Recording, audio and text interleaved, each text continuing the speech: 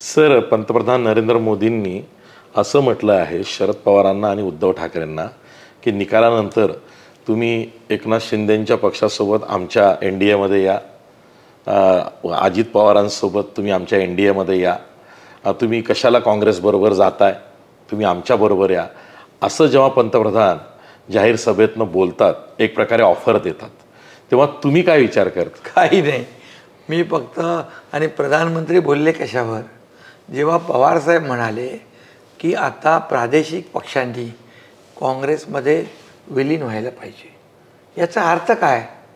ते जे बोलतात ते विचारपूर्वक बोलतात, म्हणजे त्यांनी बाकी त्यांच्या घटक पक्षांची चर्चा केली असावी आणि त्यांना आता चाहूल लागलेली आहे की आपला पक्ष आता कमजोर झाला आहे, प्रादेशिक पक्षाची ताकद कमी झाली आहे आणि मग जेव्हा ताकद कमी होते तेव्हा मोठ्या पक्षाचा हात सहारा घ्यावा लागतो, हे सूचक वक्तव्य त्यांनी केलं.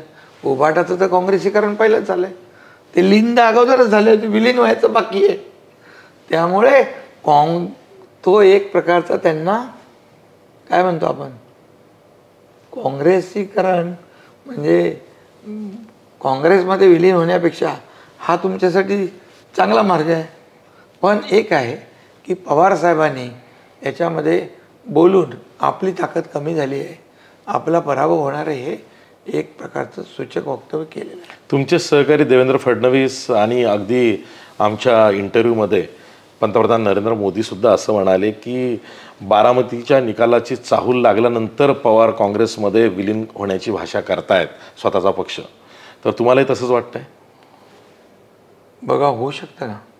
आज खरं बघायला गेलं तर आज शिवसेना, आज आम्ही बाहेर पडलो 50 लोक, आज विधान परिषद 13 खासदार, लाखो शिवसैनिक, किती लोकप्रतिनिधी, आता आज मुंबईतले 50 लोक शिवसेनेचे सिटिंग कॉर्पोरेटर आज आमच्याबरोबर आलेत. आणखी काय काय होईल पुढे? शेवटी आता जेव्हा पक्ष कमजोर होतो तेव्हा तर अशा भाषा बोलली जाते. पक्ष मजबूत असेल तर कसं काय कोण बोलेल? विलीनीकरणाची बाता म्हणजे भाषा करू शकतो.